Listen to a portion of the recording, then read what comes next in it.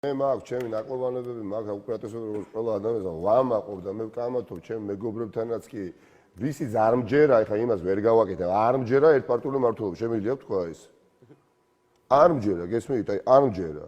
ზუსტად ვიცი, აი ერთპარტიული მმართველობით მე რომ მოვიდე ერთპარტიული მმართველობა, შეცდომებს დაუშვებ მძიმეს 3 თვეში თუ ერთ წელიწადში.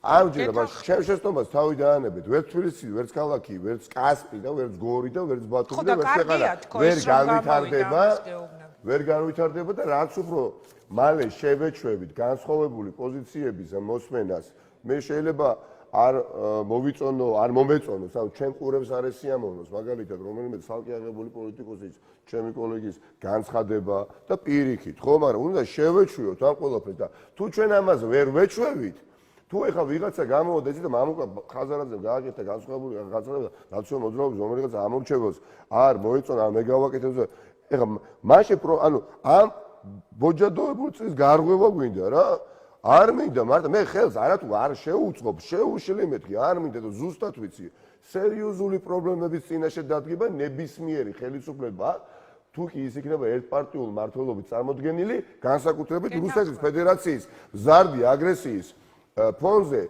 როდესაც მას აქვს უამრავი ბერკეტი, რაც არ უნდა კვალიფიციური და რაც არ უნდა კომპეტენტური ადამიანებით იყო დაკომპლექტებული შენ, ხო ერთპარტიულ მმართველობაში შიდა დესტაბილიზაცია ყოველთვის გაგიღვივოს. ეს ერთი, მეორე მიმაჩნია რა, ეხლა, იცით, დღემდე, უნდა ვთქვა ეს, ეხლა, დღემდე ზის ადამიანი, ვისაც ასევე იმიტომ ჩაუდეს ნარკოტიკი გდანში, რომ ჩემს შტაბში ეთანამშრომლობდა, ხო?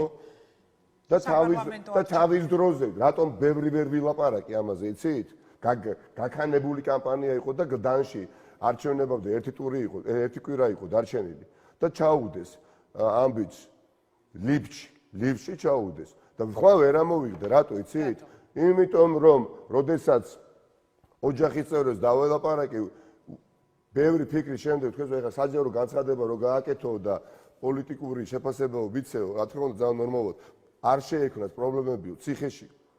არა და მაშინ რა თქმა უნდა კომუნიკაცია ჰქონდა ელჩებთან და ამ საკითხის დაყენება იქ შეგვიძლია თავისუფლება და დღემდე იქ არის. დღეს დაემატა აი ბატონი ლექსო, ხო, რაფავა. ეს გაგრძელდება. ხვალ და ზეგ ვის შაუდებენ იარაღს, ვის დაჩაგრავენ, არავინ არ ვიცი, ჩვენ რიგითო მაყურებლებო, თქვენც, ჩვენ არავინ არ არის რიგითი ძვირფასო მაყურებლება, ვინც გვიყურებთ, ხო? მრავალფეროვნება თუ არ იქნება კოალიციური მმართველობა შეიძლება მე როგორც პოლიტიკოსი ახლა არ უნდა ვამბობდე ამას, მაგრამ ჩვენ არაფერი კარგი წინ არ გველოდება. გვაქვს ისტორიული შანსი და ეს შანსი მადლობა ყველას, ვინც შევქმნით, ხო შეიძლება ეს შანსიც არ გქონოდა, ხო? ეს შანსი არის ახლა. ამ შანსს სჭირდება გამოყენება. თუ არა და რასაც ზურა საუბრობდა ახლა, ბევრი ახალგაზრდა წავა, ბევრი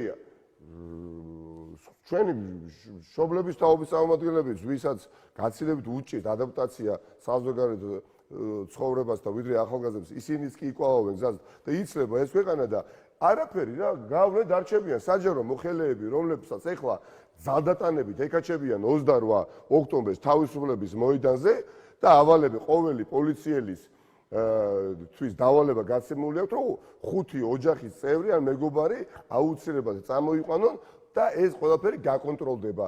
მაგალითად, ახლა დავალებები იზრდება ამბროლაურის გამგეობიდან დაწყებული, არ ვიცი, სხვადასხვა სიპებით დამთავრებული და ეკაჩებიან იქ, სადაც არ უნდათ ადამიანებს წასვლა, მაგალითად 28-ში და ხმის ამომღები შიგნით არავინ არ არის. ეს გაგრძელდება. ხმას ვეღარ ამოვიღებთ. მორჩება და გათავდა. ასფალტის დაგება ძალიან მნიშვნელოვანი არის. ინფრასტრუქტურული მსხვილი პროექტების განხორციელება ძალიან მნიშვნელოვანი არის.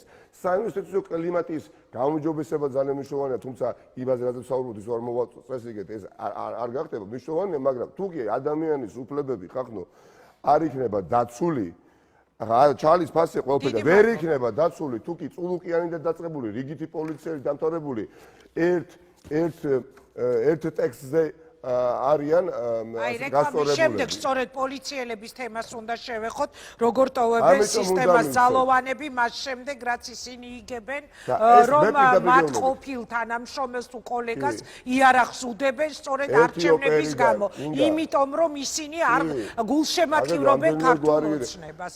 მადლობა. ერთი ოპერიდან არის თითქოს ყველაფერი, მესეჯ ბოქსები ყველა საუბრობს ერთნაირად, როგორ შეიძლება ყველა ქართული ოცნების სპიკერი ერთ ჭკუაზეა, კაცო. ყველა დეპუტატი, ვინც ქართულ ოცნებას ყავს პარლამენტში, ყველა ერთ ჭკუაზეა, კაცო. ყველას უსმენენ და არავინ ხმას არ იღებს. ყველა ბევრი ადამიანი მივა 30 ოქტომბერს არაუბრალოდ გავიმარჯვებთ და განსაკუთრებით თბილისში. დამაჯერებლად გავიმარჯვებთ. დიახაც, კახა კალაძემ შვენივრად იცის არანაირი 45% იქ არაუგია. კი, ვაღიაროთ 3-4% ისე ოპ როგორც არაფერი მოყვება. როგორ ვაკეთებთ ამ ყველაფერს ახლა, სადაც არჩევნები არა გვაქვს და მეორე ტურები არ იმართება, ჩვენი კვალიფიციური კომპეტენტური დამკვირვებლები მთელი საქართველოს ვაში ფარგლებში ჩამოდიან თბილისში, რომ ერთი ხმაც არ დავკარგოთ და დამატებითი შტაბები გავხსენით. ბევრად მეტი ადამიანი ჩაერთო და ახლა გუში დერედგიშები ხო საერთო. დიდი მადლობა. და დამაჯერებლად მოვიგებ და არაუბრალოდ. წარმატება მინდა გისურვოთ.